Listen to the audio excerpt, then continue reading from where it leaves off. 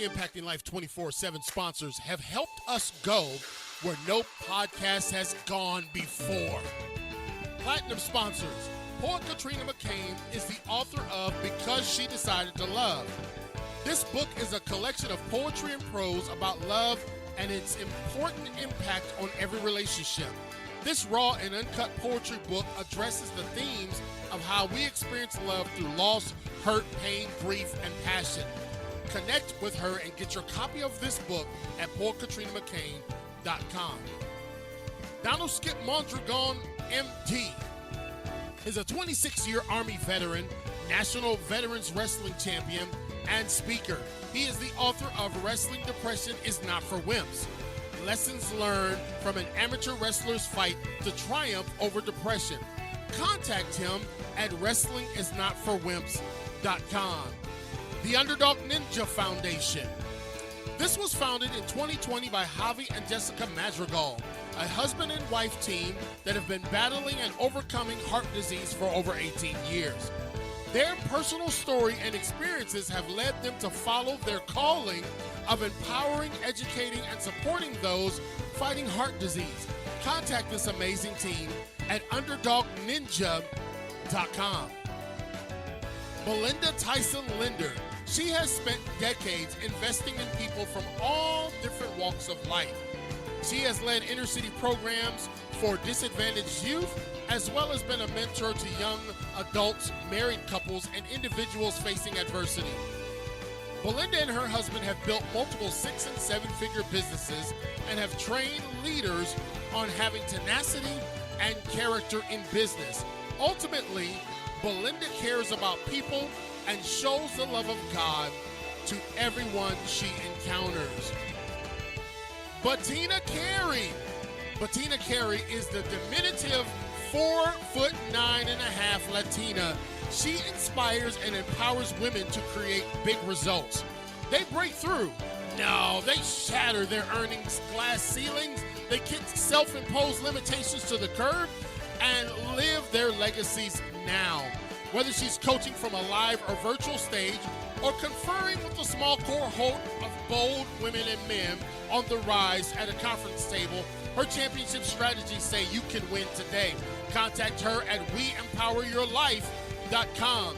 If you would like to become a sponsor of Impacting Life 24/7, reach out to clkingspeaker.com.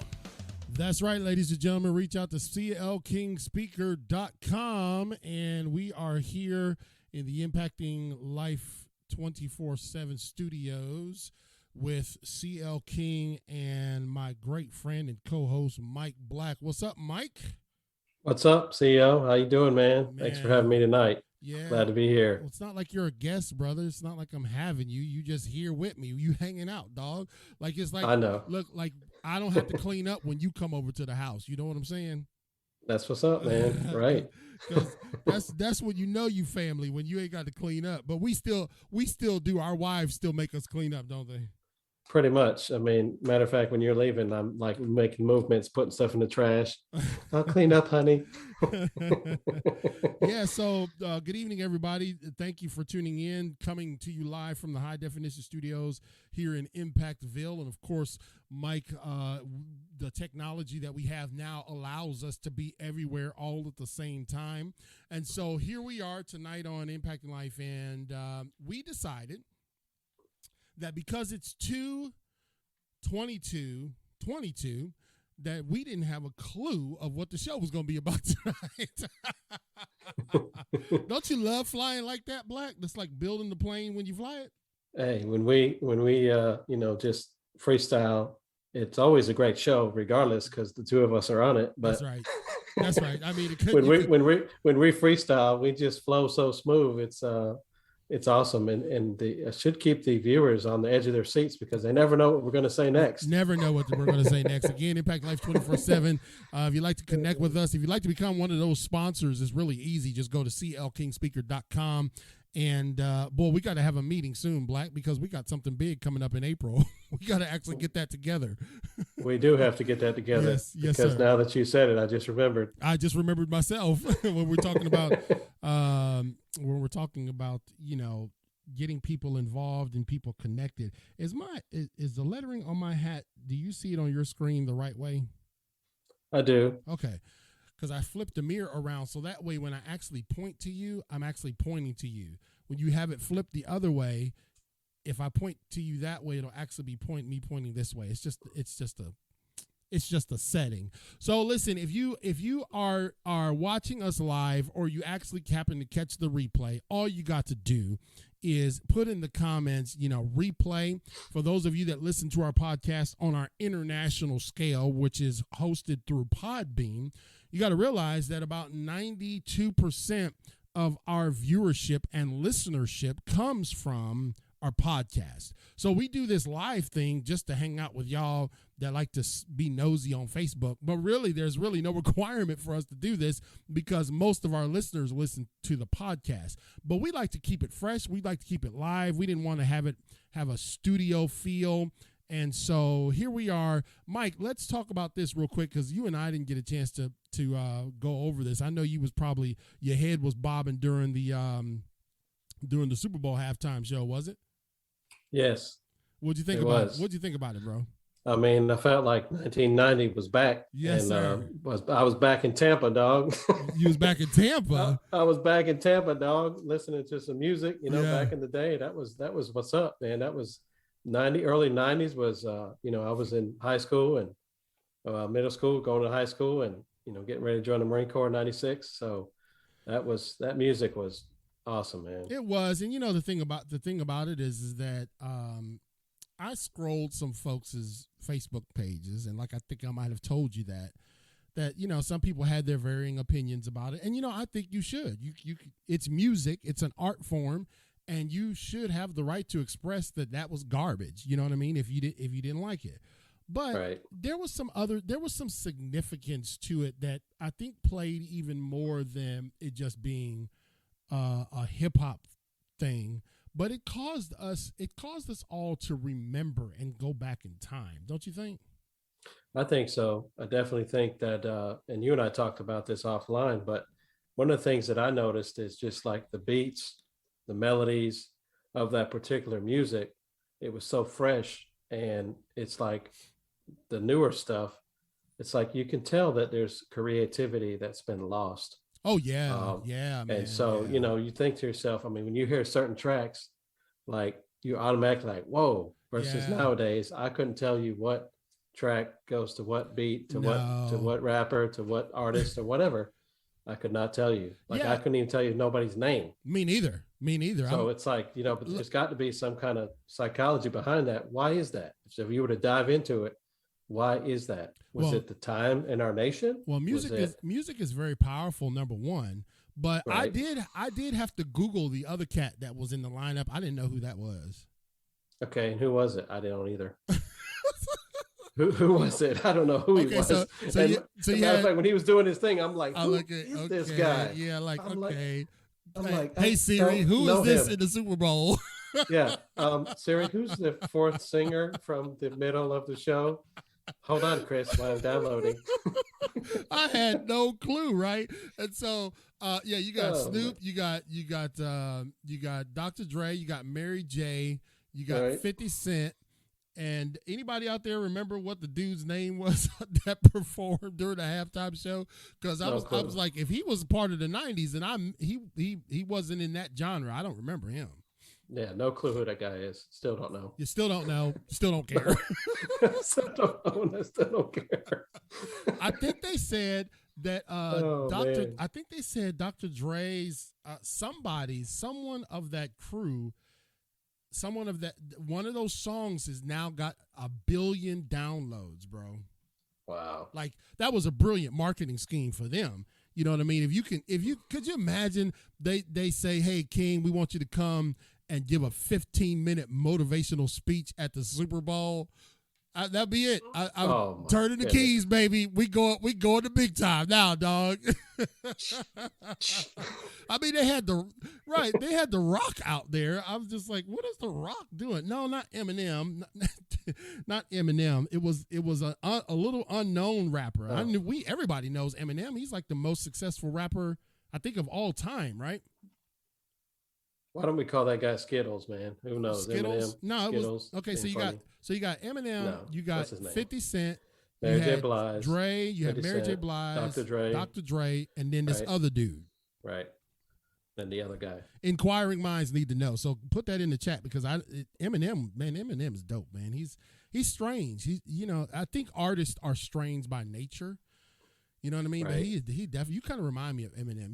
Maybe that's what we should call you instead of Mike B. We should call you Eminem, the Eminem of the show. Wow.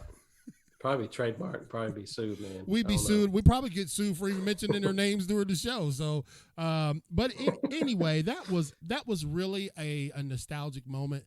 I mean, folks from like 38 up on about 60 was just like,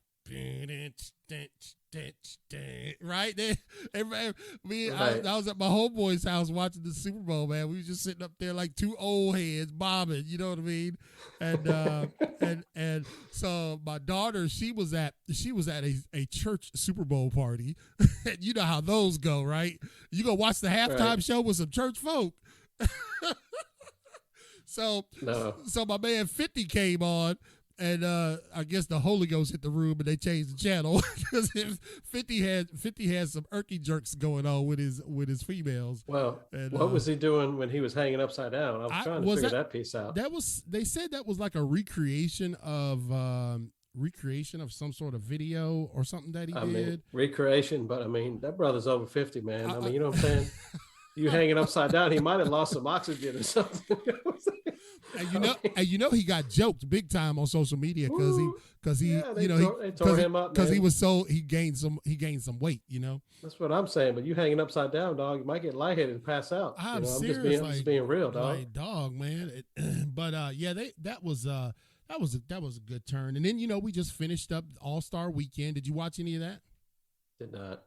Oh, you're just not a basketball connoisseur anymore, brother. Yeah, I kind of got out the loop, man. I mean, I enjoyed watching the college game. I know we probably don't want to speak of that, but I enjoyed watching that. Oh, Duke and Duke and Carolina. I enjoyed that. Yeah, that was good. But yeah, no, this All-Star Weekend, Steph Curry set the all-time record for threes in the All-Star game. He hit 16 threes, brother. Wow. 16 threes, and he was 2 points shy from the all-time scoring record too. Amazing. Yeah. So, I'm just down with Steph Curry. Can we talk a little bit something controversial that happened though at the All-Star game? Go ahead. And I don't know if you're in the loop on this, but for those of you listening to Impact Life 24/7 with your hosts CL King and MB, Mr. Mike B, also known as Mike Black, there was some, if you remember in the NBA world, there was some controversy that stirred up amongst the Bulls. You remember when Michael Jordan put out that docuseries, The Last Dance? I do. Did you happen to even watch that, Black? I saw it as I was scrolling through, but I didn't watch it. Tell me about it. Well, I'm not gonna rehearse it, but basically, Michael Jordan basically talked about their last dance, their last year of winning, and he did this series on it. And Scottie Pippen, we've all known that Michael Jordan and Scottie Pippen were the Batman and Robin of the Chicago Bulls, right? Sure. And Scottie took offense to, he took issue with the way Jordan portrayed him in The Last Dance. Okay, he felt like that Jordan was bringing out things that only made Jordan look good. Okay, and so Scottie has recently come out with a book bashing Jordan. Oh man. Yeah, and this is ladies and gentlemen, this is why I'm in this business, because I have to stay up to the minute on the pulse of the country and the globe. But Scottie was just offended. He said that everything, they weren't really close, they weren't really friends like that, and he didn't really he really has now in reflection decided that he wanted to tell his side of The Last Dance. And one thing that Scottie Pippen said when the interviewer was interviewing him about his book was, he was like, how do you want to be known? How do you want to be remembered? And you know what Scottie said? He said, as the greatest of all time. Uh-oh.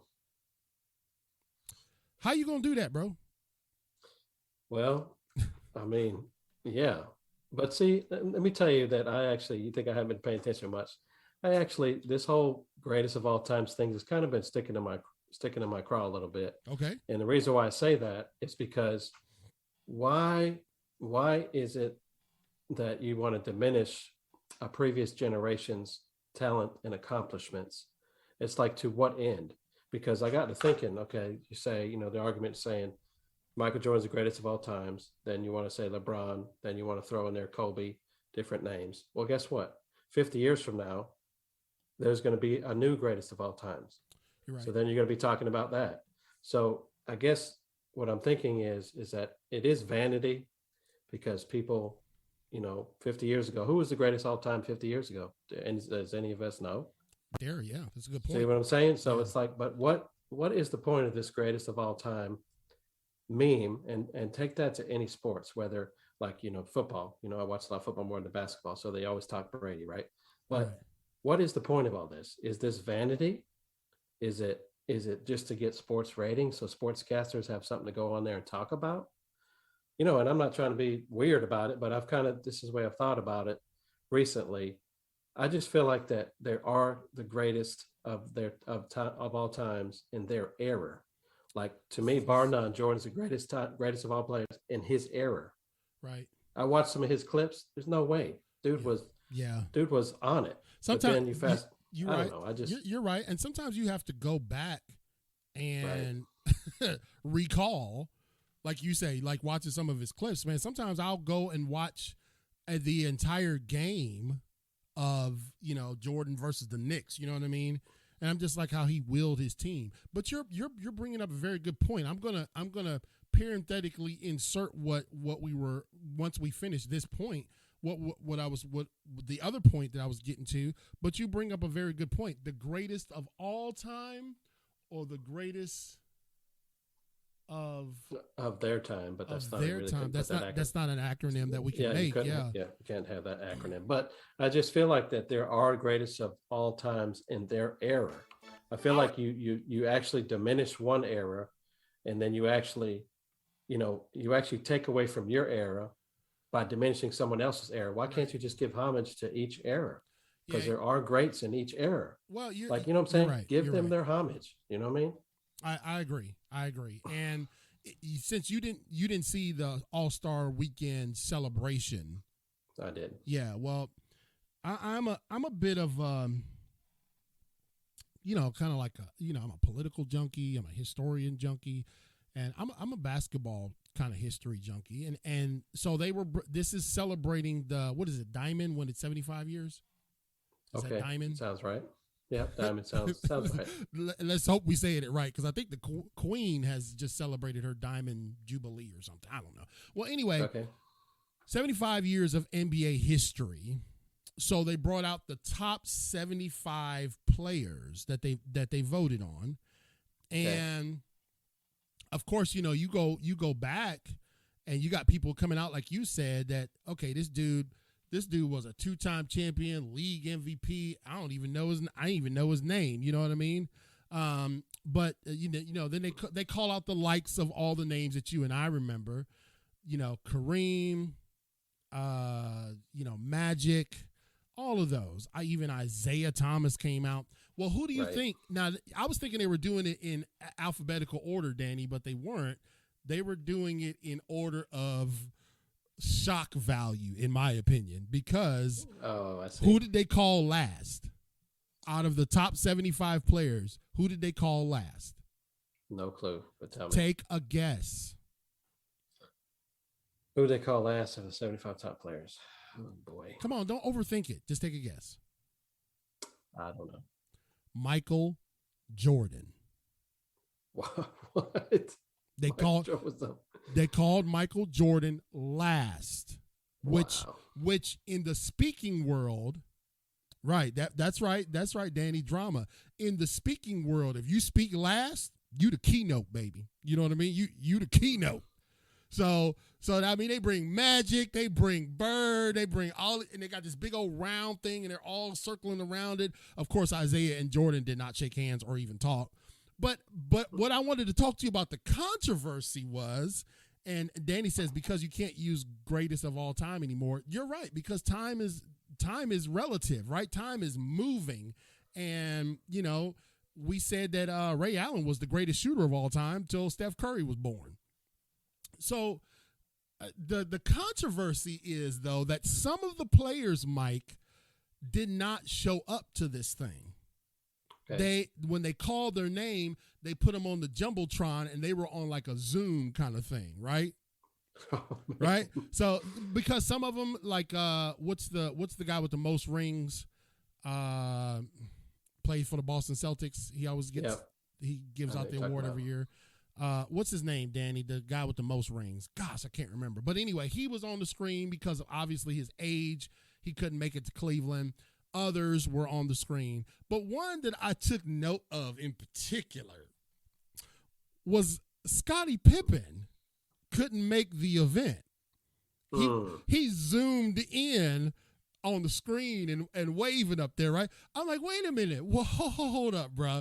You talking all that smack in your book, you know what I mean? You talking like Jordan is this, he's a punk, yada, yada, yada. I'm like, you know what? If you really feel that way, then make your presence known, right? Step into the room is what I'm saying, right? Step into the room with all that smoke. And Jordan showed up. Right. And here's the thing. I don't think that we talk about sports being a team thing and, builds team and camaraderie and sacrifice. But is you just said it, is not there an ego element to sports? Big time. It's all, and I think it's worse ego driven, because think about it. Think about this for a second. Let's imagine we looked up what the pay was for a superstar 50 years ago. Right. And mind you, let's go back. There were people that actually had regular jobs, King. Yeah, that worked, right. And they did sports. Yep. It's like now we're so, I don't mean to be poking nobody in the eye, but I'm going to rip the Band-Aid off. Sour, you know what I'm saying? Sour down now. I ain't going to rip the Band-Aid off, but these guys are very much high paid, right? Full time. That's all they do. Yeah. So, I mean, literally, like, what else do they have to talk about? It's the greatest of all times. When 50 years ago, people might have been a mailman, might have been delivering milk and playing in the NBA or playing in the NFL or hockey or whatever, baseball. I mean, come on, man. Black. Yeah. Black. Yeah. But Danny says Jordan has receipts.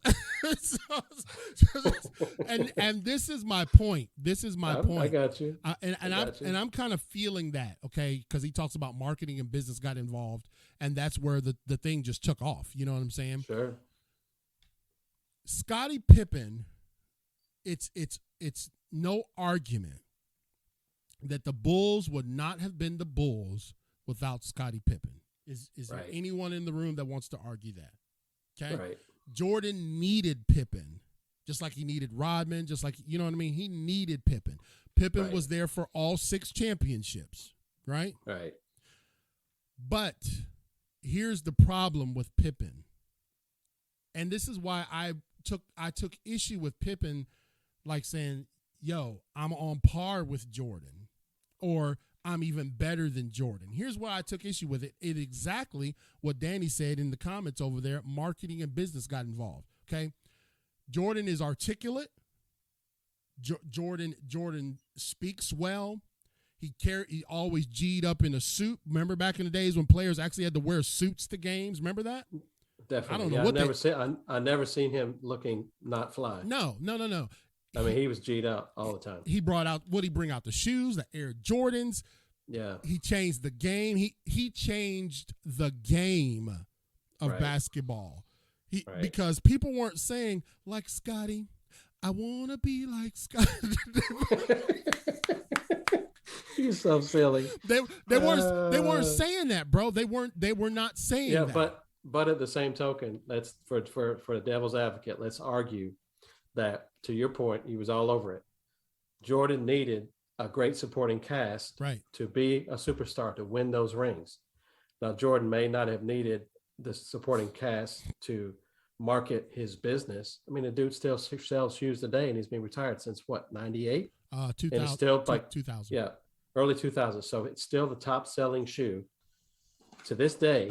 its top selling shoe. So Right. his marketing skills and genius.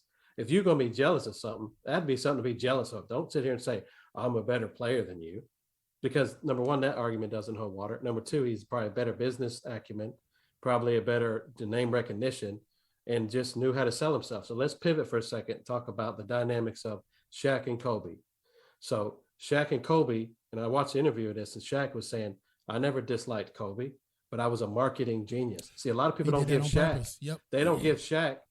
They don't give Shaq the same credit as they would a Michael Jordan. But you know what? Shaq is a way better marketer. He probably is a better marketer than Jordan. A lot of people don't want to believe that, but he's a good marketer. And Shaq is also in like 50 different businesses. Yeah. You talk about the money that man makes. Yeah. But he was a good marketer. He knew that selling the drama that he didn't get along with Kobe would make money and sell tickets and shoes and attire. It's all, you know what I'm saying? They know what they're doing.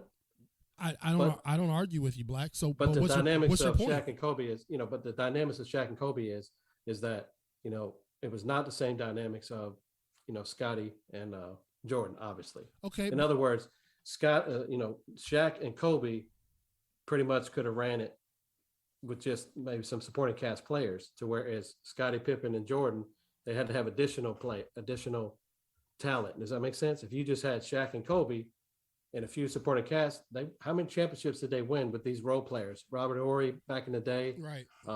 There was what other guy that was always shooting threes? Fisher or whatever. Derek so you had Fisher, some supporting, and then you had some supporting cast members, but who was the dominant? Shaq and Kobe. Right. So were Rodman and Jordan as dominant as Shaq and Kobe? Again, different era. Well, Shaq's 7 foot. You know what I'm saying? The game was changing. So, you could argue this any way you want to take it. But I'm taking it. Everybody could be right. But I'm saying? Right, and I agree with you. And there's no disagreements here at Impacting Life 24/7, because everyone knows that in this layer of information. I don't even know what you're going to say. I know, brother. Go ahead and say it so I can turn my head around backwards. Danny says the market is the wisdom of the crowd. Boy, that's powerful. Boy, I should put that on a shirt. That's powerful, Danny.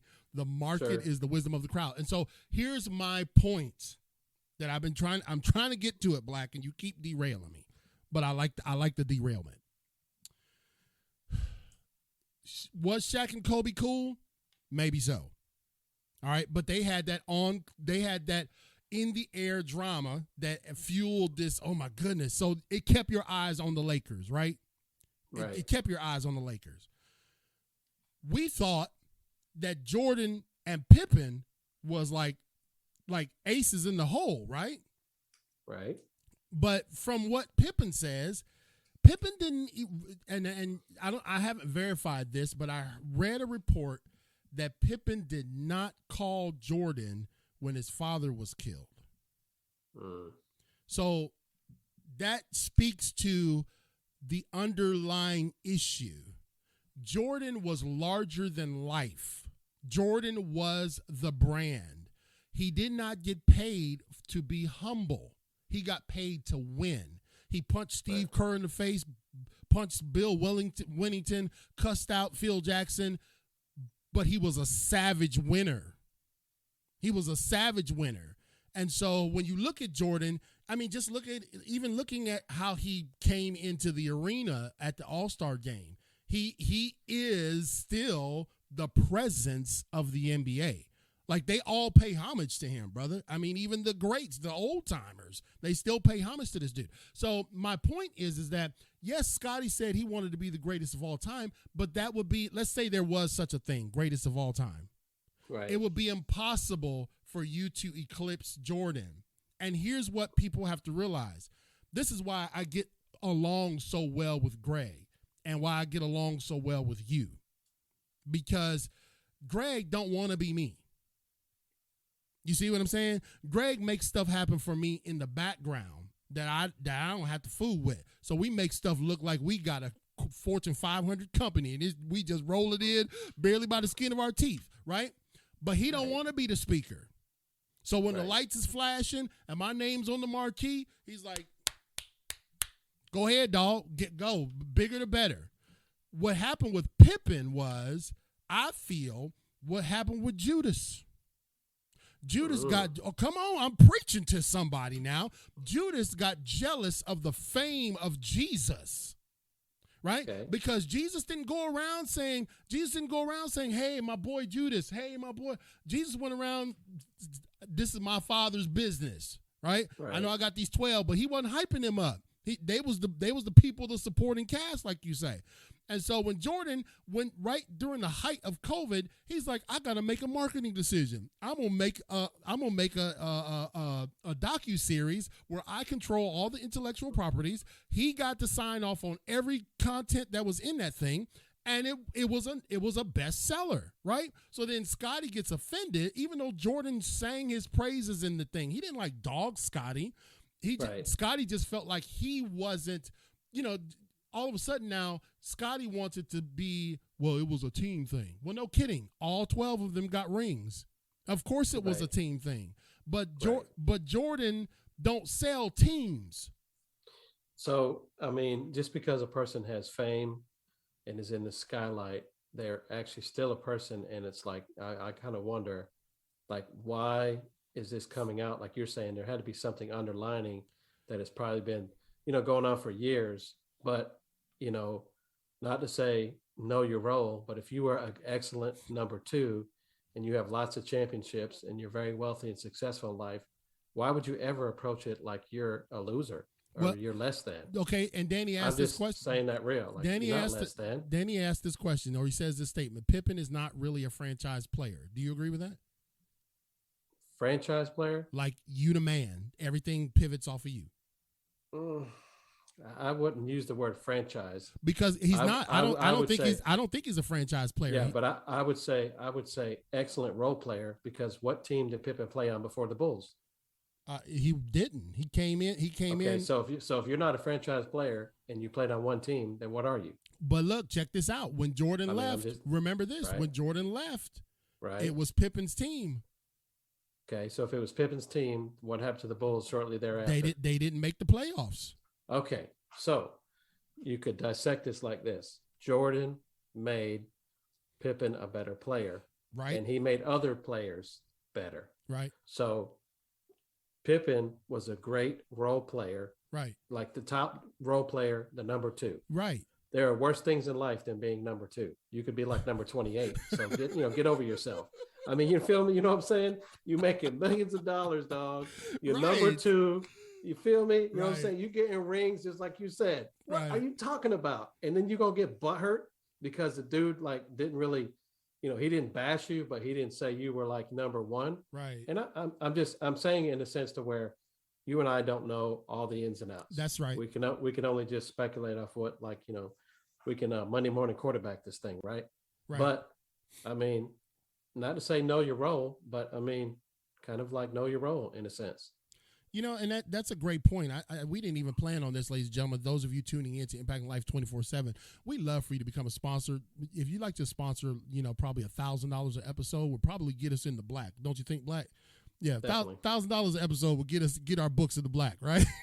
Come on, bring it. And it's tax time, so you know what? Y'all got the money. Don't be trying to play pimp. Y'all got some money out there. We're only saying that partially in jest, but it does take money to run what we do.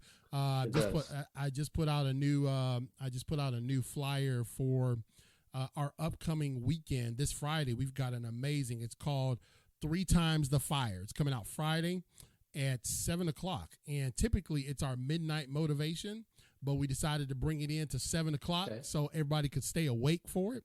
And we got 3 dynamic speakers. Well, I didn't want to just be putting it on a Word doc and paste their pictures up there, so we had to pay to get it to get it looking top shelf. Okay. And that's what I'm saying. Like, people think, we can just start doing this for fun. That's fine. But if you want to go to another level, you have to invest. And so our sponsors really do help us in that regard. And so we got a big thing coming up in April that is going to give you an opportunity to help us continue to push this mission of impacting lives. And it's like this in the church world, brother. It's like this, if you do something good, and this is fine. Humility is good. Those that are humbled will be exalted. I get all of that. But I'm saying that in the sports arena, they're not paying you to be humble. They're paying you to be the best, right? They're paying you to be great, almost at any cost, right? They got all kind of stuff tied to your greatness. And so I think Jordan took it personal when he became the greatest of this era. And so he said in his docuseries, Mike, he said, I just expect people to come to that level. He didn't expect people to play like him, but he expected people to play on the same level, the same level of intensity. So here's Pippen. You just said something that was profound. You said, hey, look, what you belly aching about being number 2? 6 rings, Hall of Famer, right? Then he started knocking Jordan's defensive numbers. Like one year Jordan got defensive player or whatever, and they were like, well, they were really cooking the books for Jordan's numbers. And I'm just like, my goodness, dog, what's up with all these sour grapes? And so to my first original point, that if you had all this beef, bro, all you had to do is show up to the top 75. We could have talked about it outside. You know what I'm saying? Like, don't sell wolf tickets and then don't show up, bro. Well, but let's look at it this way too. Think about it from a marketing standpoint. Okay. Do you think there's any revenue, jerseys being sold, shoes being sold off of a beef that may or may not be real, or the drama of it? They're talking about, Pippen has got this and that, da-da-da-da. There's some kind of drama going on. Is there money changing hands or revenue off of this? Because you have to think of it. People think of it, this is just a sports drama. It gives these sports guys something to talk about. But what drives that? Money. It does. Is there money being made for said drama, whether it's real or imagined? We don't know. That's interesting that you say that, because I would go back to your example with Kobe and Shaq. They both kind of toyed around with fueling it a bit, right? Right. Yeah, Kobe looked like a mad dog, you know what I mean? And Shaq was kind of fueling a little bit. But Jordan's response to Pippen has been nil. That's what got me tripping. Like, Jordan, he's so larger than life, brother. I don't even know if he knows Pippen got a book out about. So not to be funny, but you're saying Jordan is like this. You know what I mean? Like, anyway, that's why they call him my name last. You know what I mean? He's like, I knew he wouldn't show up. I don't know, man. I know, brother, but I wanted to fuel that controversy tonight. Just thoughts, but really the sport. You know, some people say sports build character. I don't believe that. And you guys are going to probably disagree with me, but I don't believe that, because when we look at what these professionals do, some of the stuff that they do don't show character. You know, we tell kids you can't talk back to your coach. You need to respect your coach. You need to do this and that and the other. And then they get into the pro leagues and they act like fools. So I think it just reveals your character. I don't know if it builds character. I would agree with that. And you think about it, you know, how just sports is marketed. I mean, it is marketed so money driven. They had we were talking about, I think Greg, you and I were talking about on there your birthday, like, should these college players get paid to play? You know, we talked about that. You know, how should they get paid to play? Think about the revenue that they generate for these colleges when they have these big, you know, games. They're making bank, man. All right, so let me go back and amend my statement. Okay. I don't necessarily think that up to the free point that sports can't build character. Okay. Okay. Up to the free point. You mean like Pee Wee? You know what I mean? Like, you know, you're doing Pee Wee, high school, blah, blah, blah. Okay. I do think those are team building events and character building events. But I have another statement relative to that it's not the coach's job to inject my son with character. It's my job. Okay. And some cases there ain't no daddy in the house. I get all that. But I'm saying let's put everything at the level field. I taught my son how to catch the baseball first. I was his first coach. I taught Chris how to play the drums first before he ever got into the band. So yes, I do believe those are character environment, character building environments. However, on the flip side, I do see some of these coaches, not referring to any. So if y'all hear this, I speak on a global level. So I've seen a bunch of coaches in many environments. I do see on the local free level where we're supposed to be building characters, some of these coaches talking to these kids like they're getting paid. You know what I mean? Like cussing them out and throwing a fit and carrying on. I'm just like, so that's the character you trying to show me to build in my kid, huh? You know what I mean? Like I don't agree with that either. That's not good. You know what I'm saying? And so that's why I'm kind of like in the gray area of, I shouldn't say it as a blanket statement that it doesn't build character, but when you start getting into the paid event, you either got character or you don't. And the money is just going to reveal what your character is. That's what I'm saying. I'm with that. There was a gentleman, his name escapes me. He owns the most Wendy's in the whole franchise. You know what I'm talking about? There's a basketball player that owns the most Wendy's. He played back in, say, maybe the 70s, 80s, but he became a very good businessman, and, we'll get his name later. But he is super wealthy. I mean, it's so we could focus on, the big time athletes, for this conversation that, hey, polarize the ones that are just, greatest of all times, blah, blah, blah.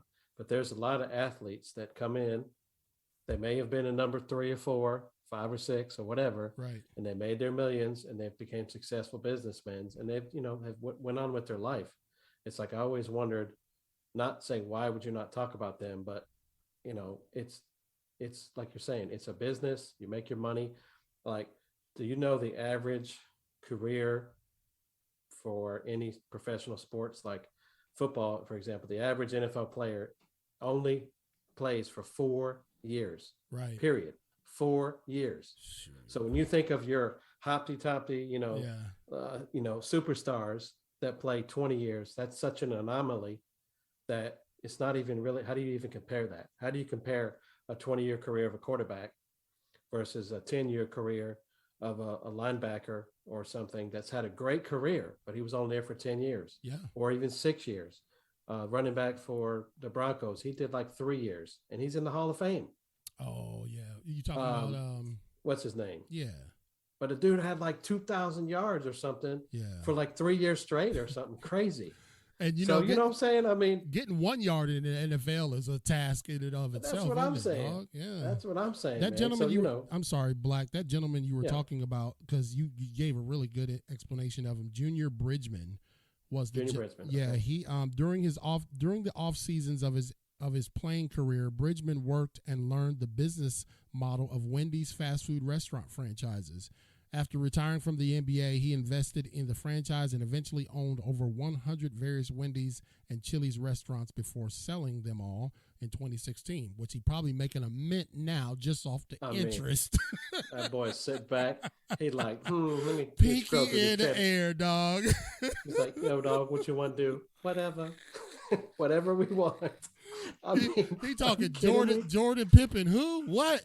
Man, that brother got more money than Shaq, Jordan, Pippen, all combined. Yeah. He was flying low on the radar. Yeah, man. And I'm serious, man. And that's one thing that I wonder. Does anybody out there know? Do they teach financial management to those those guys who come in that all of a sudden they went from you know what I mean, being in the hood to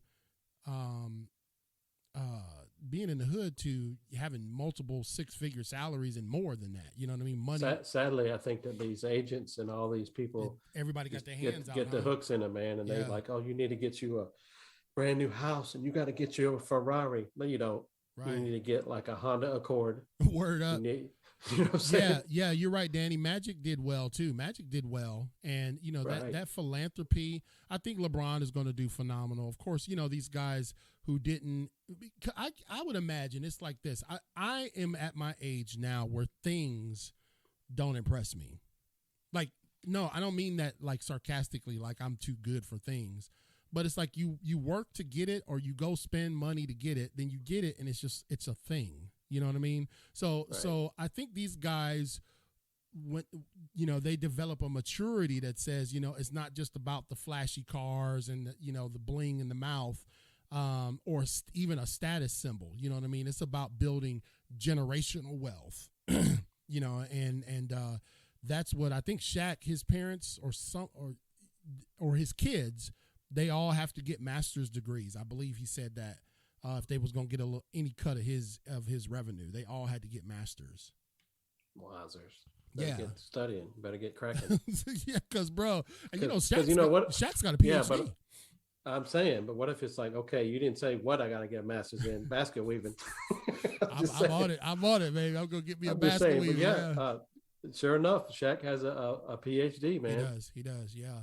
Shaq is definitely intelligent. He's really intelligent, man. He plays the hip hop gangster, but the dude's brilliant, man. That brother, yeah, he's definitely got a bow tie, and he's all like, oh. I think he's like a sheriff too, or he was. Yeah, he was. Did you know he has a big stake in Carnival Cruise Line? No way, really.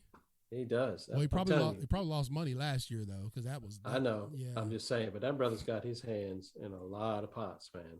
You'd be amazed at some of the businesses he owns. And that's has a stake in. It's funny because when we bring this back down to like us common folk like me and you, we talk about all these millions.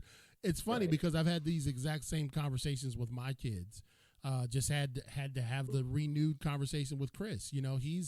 He went into the Army at a very, very successful clip, and I love the habits that I'm seeing that he's carrying on. Like all his homeboys is out buying new Jordans, new this, new that, and they in school, and he just chilling in the barracks, got his ramen noodles, you know what I mean? He got $5,000 in the bank. He's like, I said, brother, that money, it's spending different now, don't it? Now that you ain't making subs.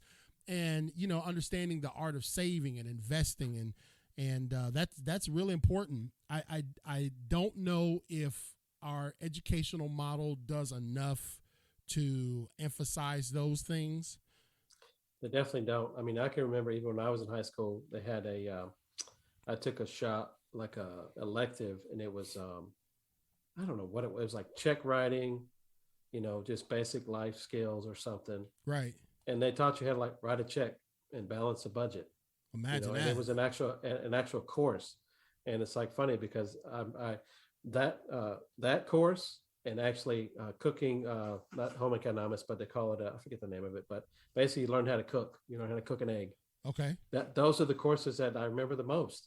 Yeah. I don't remember no stinking English class or algebra. Man. And I remember music because I was a singer, so I definitely remember like music. Right. I remember that life skills class and cooking class. Those were like classes I actually remember. This gives us a great segue, ladies and gentlemen. Thank you guys for tuning in to Impacting Life 24/7 with your host CL King and my co-host Mr. Mike Black, who has no problem being number 2, but he also can be number 1. That's the beautiful thing about this thing. Like when I'm traveling all across the globe this coming summer, he gonna be running the show, and I'm gonna be out, trying to bring in some revenue for the company.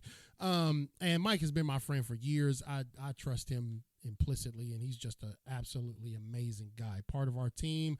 We have a team of 5. Actually, getting ready to add another team member to our team, and I haven't told the rest of the team yet, but they'll be excited. And it really does take. We've got 4 kind of prongs that we are working. Mike's working on his book. I'm working on mine, Lord Jesus. And I told Mike that I want this to be like the Death Row Records of impact. You know what I mean? Like I want people to be able to look at Impacting Life 24/7 as a legit cathedral of resource. And not only that, but people who may want to partner with us. Danny's got some really brilliant ideas in the background that we are ready to roll out soon, where we partner with people who've written books and highlight their stuff. It's just we just want to really, really, really take this thing to the next level. And so we were just talking about budgeting. We talked about money. We didn't plan the show tonight, ladies and gentlemen, just because it's 2/22/22, right? And I did. And if I recall, I think I didn't send that to you, Mike, but I have it myself. This week is known as the what's it called? The Palindrome Week. Only probably Danny knew that. The Palindrome Week.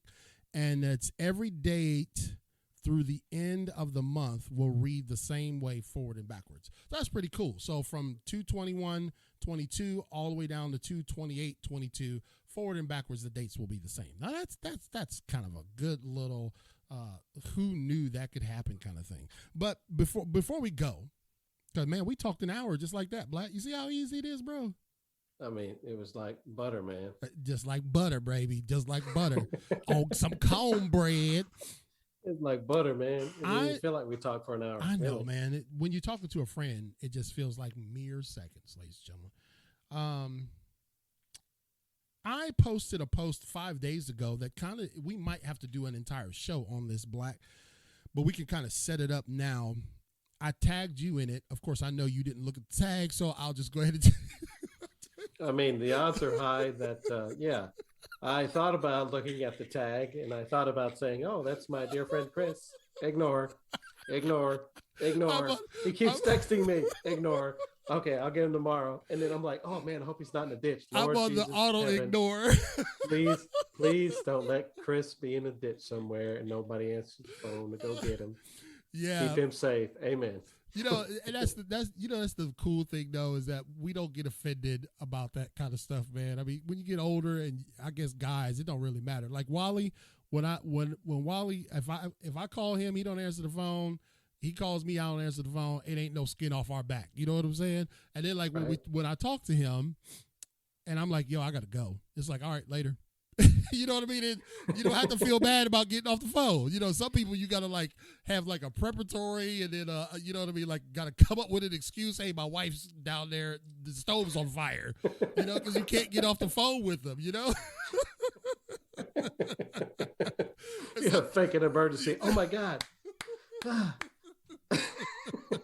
That's so messed up, man. Yeah, I hope none of our friends that we do that to are listening. Yeah. Because we're just kidding. We don't do nobody like that. I'm sorry, I'm going to go pick up my kid for baseball practice. Wait a minute, your son plays soccer. Yeah. What? You were like, no, my other son. Yeah, my other son from Uganda. Okay, so I'm gonna set the stage here, and Danny's like that too, man. I can just get off the phone with Danny. He's like, okay, see you, peace.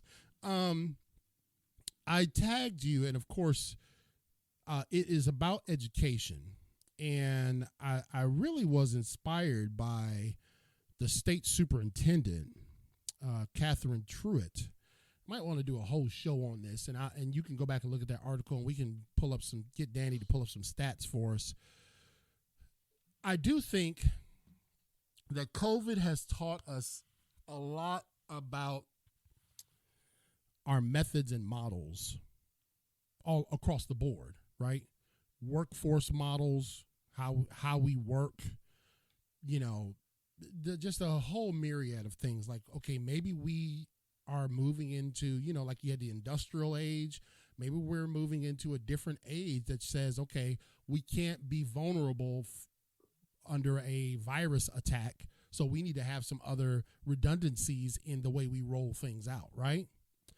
Education was one of those too, where it got revealed that, you know, maybe our models with, you know, just pushing testing and all that kind of stuff.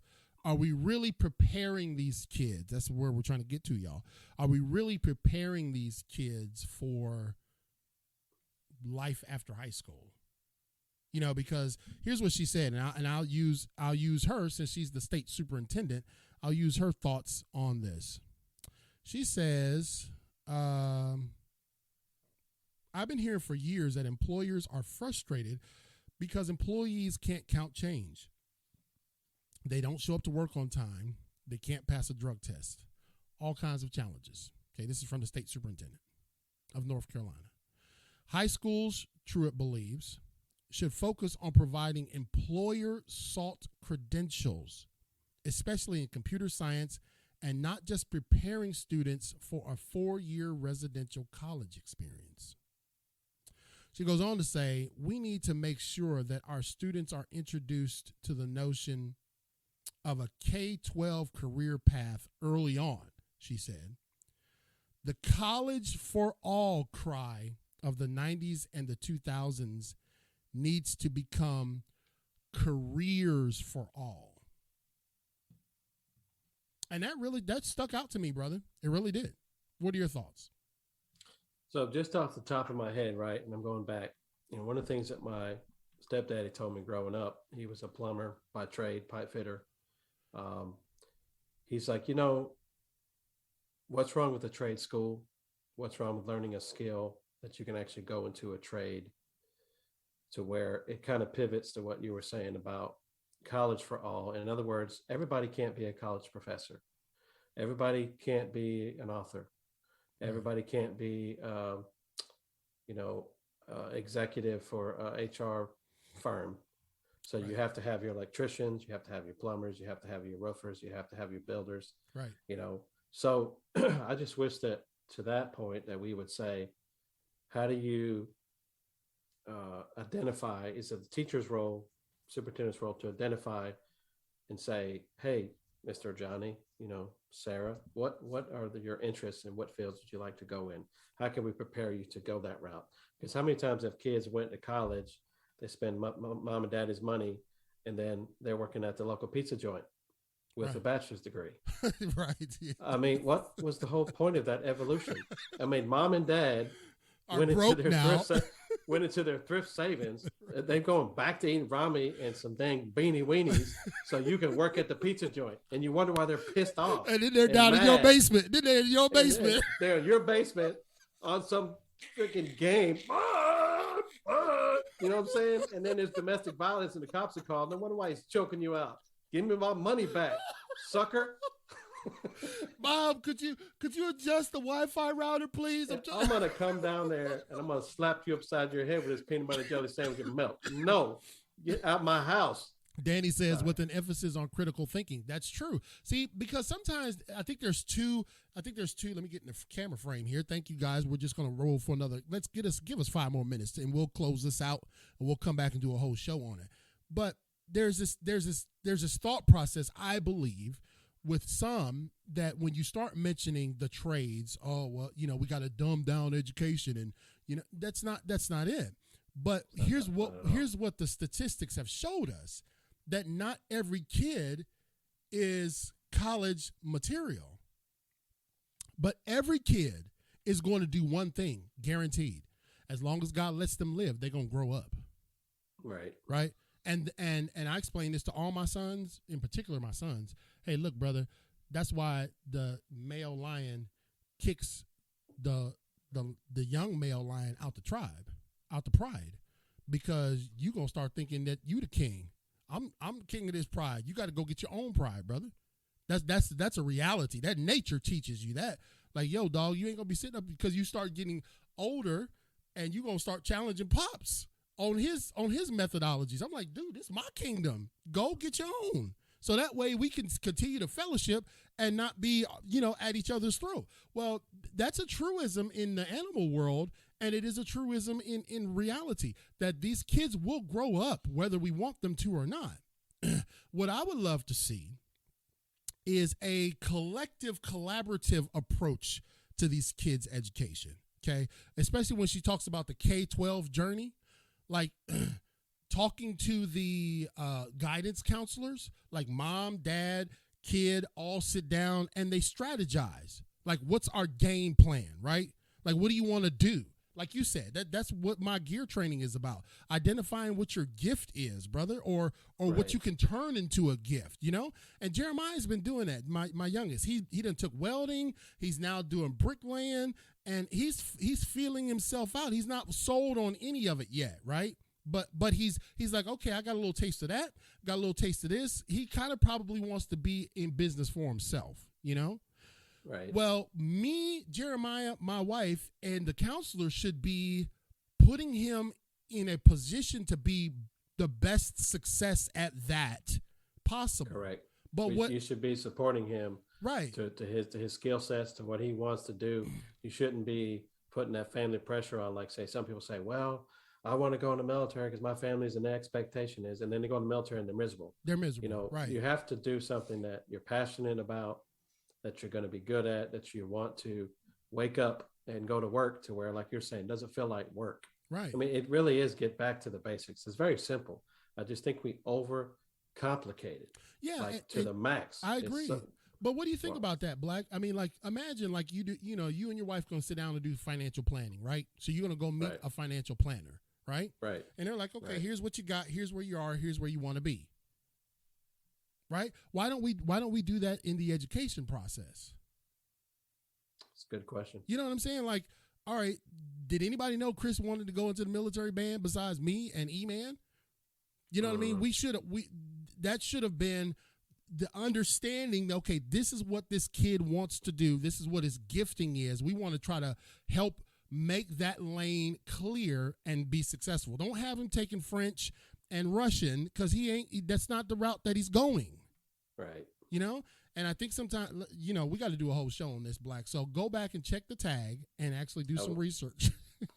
I will. And then we'll talk about it again. So we should do that. Yeah, we could do a whole show on that for sure.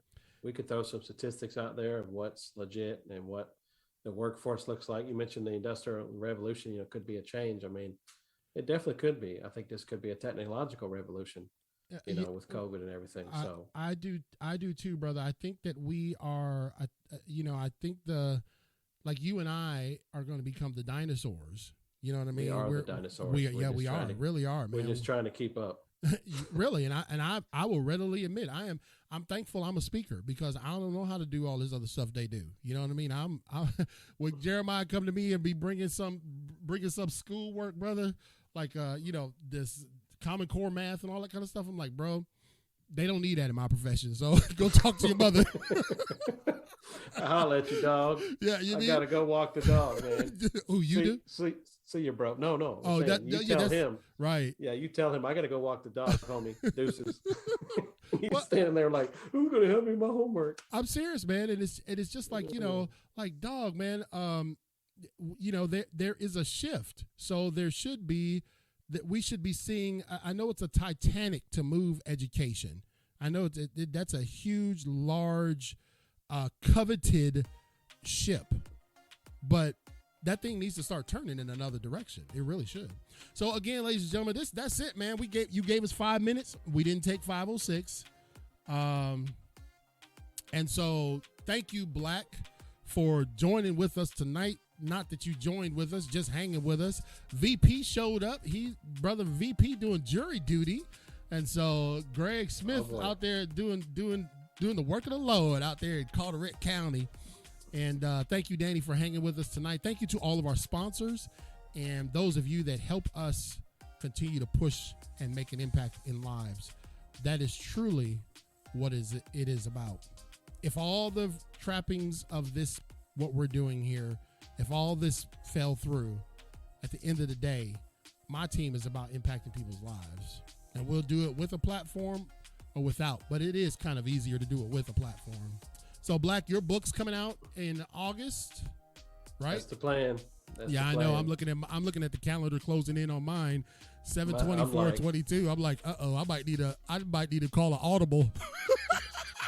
I mean, the only thing that worries me is the copyright deal. I know I sent you a message in the chat. Is that I got to get balling on it because I think you have to turn it in. It takes a while to get that copyright stuff done. Man, I'll put that book out and it won't be copywritten. Somebody come along and say, that was my idea. Give me my brownie. Yeah. You'd be like, King, motivational speaker in jail for who wrote my book? You're like, what? Give me that brownie. I will tell you this, Black, and I'm just going to be transparent with everybody and honest. I hate writing this book. Not because I hate telling the story. It's just, it's arduous to me. You know what I mean? Like, I have to leave the house to go and focus. I procrastinate. I'm a procrastinator by nature. I'm best in the 2-minute drill. You know what I'm saying? So I'm like, shoot, I got till July. I could whip out about 7,000 pages in June. Brother, you ain't gonna write this book the night before it's due, homie. Come on, man. that ain't gonna fly, dog. Right. You need to have this thing done, man. I know, man. And that's why we have accountability. That's why we're gonna meet again coming in the next coming week. We do meet, our staff meets weekly or monthly, and we hold each other accountable. I mean, like, this is a legit Impacting Life 24/7 is legit, y'all. We are moving forward. And Greg says if it don't come out on July 24th, he's resigning. So I got to get the book done, Black. But again, Black is getting hit. Mike Black is going to have his book. What's the title of your book? Let's get a teaser out there. What's the title of it? So, title of the book is The Journey of One Tortoise. And no, it's not a children's book. Yeah, The Journey of One Tortoise. And if you know Mike Black, you'll definitely have to get a copy of that. And just a life story, life lessons, experiences.